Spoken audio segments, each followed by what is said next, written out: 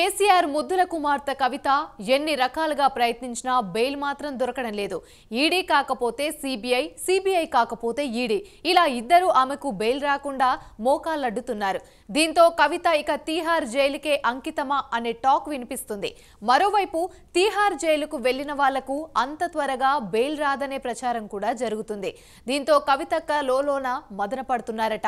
Starting లో కొడుకుకు పరీక్షలున్నాయని bail కావాలని పిటిషన్ వేయగా కోర్టు తోసిపుచ్చింది. తర్వాత తమ పార్టీ స్టార్ క్యాంపెయినర్ గా ఉన్న ప్రచారం చేసుకోవాలని మళ్లీ బెయిల్ పిటిషన్ దాఖలు చేయగా దాన్ని కూడా కోర్టు తిరస్కరించింది. దీంతో ఏం చేయాలో పాలుపోక జైల్లో ఊచలు లెక్క పెడుతున్నారట కవిత.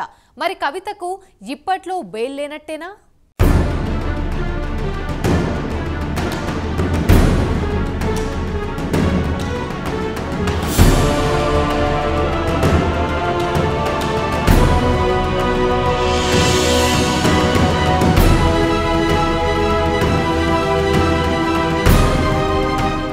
తిమ్మిని బమ్మిని చేసి మాటలతో మాయ చేసే తండ్రి సపోర్టు బాగా ఉంది. తెలంగాణ ఉద్యమ సమయంలో ఏం మాట్లాడినా నడిచింది. ఆ తర్వాత అధికారంలోకి వచ్చిన తర్వాత ఆడింది ఆట, పాడింది పాట. మరి ఇలాంటి పరిస్థితిలో ఉన్నవారికి తెలివితేటలు సహజంగానే బాగా పెరిగిపోతాయి.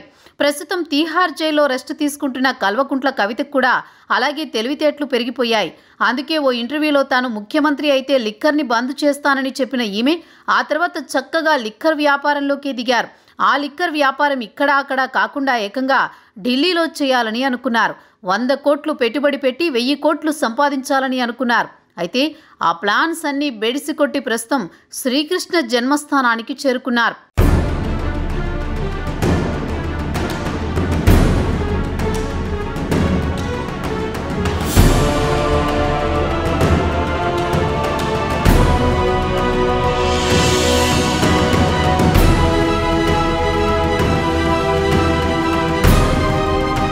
జైలుకు వెళ్లక ముందు నుంచి దర్యాప్తు సంస్థలకు సహకరించే విషయంలో చాలా తెలివితేటలు ప్రదర్శించిన కల్వకుంట్ల కవిత ఓ సందర్భంలో తనకు సంబంధించిన 10 సెల్ ఫోన్లను దర్యాప్తు అధికారులకు అందించారు. తాను చాలా పారదర్శకంగా ఉన్నానని, అందుకే సెల్ ఫోన్లు దర్యాప్తు సంస్థలకు ఇచ్చానని ప్రచారం చేసుకున్నారు.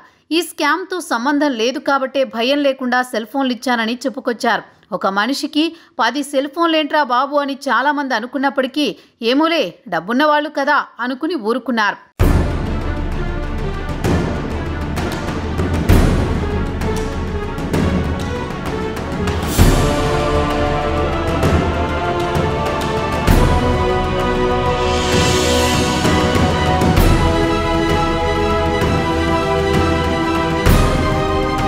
ప్రస్తుతం తీహార్ జైల్లో ఉన్న కవిత బెయిల్ కోసం చేయని ప్రయత్నాలు లేవు. తన కొడుకు 10th పరీక్షలు రాస్తున్నాడు కాబట్టి తాను తల్లిగా పక్కనే ఉండాలనే పాయింట్ పైకి తెచ్చారు. వర్కౌట్ కాలేదు. ఎలక్షన్లు వచ్చాయి కాబట్టి తన పార్టీలో తాను స్టార్ క్యాంపెయినర్ కాబట్టి తాను ప్రచారం చేస్తే జనం కళ్ళు మూసుకుని తమ పార్టీ కోటేస్తారు కాబట్టి బెయిల్ ఇవ్వాలని కోరారు. ఇది వర్కౌట్ కాలేదు. కవితకి చాలా పెద్ద నెట్వర్క్ ఉందని, ఆమెకి బెయిల్ ఇస్తే కేసు దర్యాప్తును ప్రభావితం చేసే ప్రమాదం ఉందని దర్యాప్తు సంస్థలు కోర్టు ముందు వాదిస్తున్నారు. సోమవారం నాడు కూడా ఢిల్లీ కోర్టులో ఇదే తరహా వాదన జరిగింది. ఈ వాదన సందర్భంగా ఇప్పటి వరకు కల్వకుంట్ల కవితమ్మ సెల్ ఫోన్లకు సంబంధించిన ఒక రహస్యం బయటపడింది.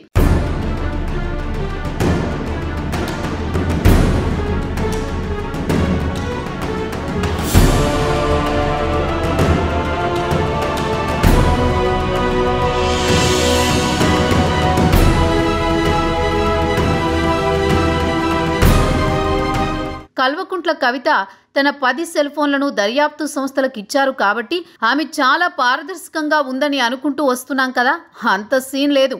కవిత తన ఫోన్లను దర్యాప్తు సంస్థలకు ఇచ్చే ముందు ఆ ఫోన్లన్నీ యాసిడ్ వేసి క్లీన్ చేసినంత నీట్గా ఫార్మాట్ చేసి ఇచ్చారట. సెల్ ఫోన్లు ఎవరైనా ఎందుకు అడుగుతారు? వాటిలో ఉండే డేటా ఆధారంగా కేసును దర్యాప్తు చేయడానికి. మరి సెల్ ఫోన్లని చక్కగా ఫార్మాట్ చేస్తే అందులో ఇంకేముంటుంది? బూడిద. ఏ తప్పు చేయకపోతే ఆ ఫోన్లను ఎందుకు ఫార్మాట్ చేసినట్లు? ఈ విషయాన్నే దర్యాప్తు సంస్థలు కోర్టు దృష్టికి తీసుకొచ్చారు. ఇక్కడ కూడా కవిత అండ్ కో తన తెలివితేటలు ప్రదర్శన చేసింది. కవిత తన ఫోన్లను ఫార్మాట్ చేయలేదని, ఆమె తన 10 ఫోన్లను తన దగ్గర పనిచేసే వారికి ఇచ్చానని, వారు ఫార్మాట్ చేసి ఉపయోగించుకుంటున్నారని చెప్పుకొచ్చారు. అబద్ధం చెప్పినా అతికినట్టుండాలన్న విషయం కవిత అండ్ కో మర్చిపోయినట్టుంది. దీంతో కోర్టు కూడా ఇదేదో తేడా వ్యవహారం అంటూ ఆమెకు బెయిల్ ఇచ్చేందుకు నిరాకరించింది. దీంతో కవిత బెయిల్ ఆశ నిరాశైంది. మరి కవితకు ఎప్పుడు బెయిల్ వస్తుంది? ఇదే ఇప్పుడు $1 మిలియన్ ప్రశ్నగా మారింది.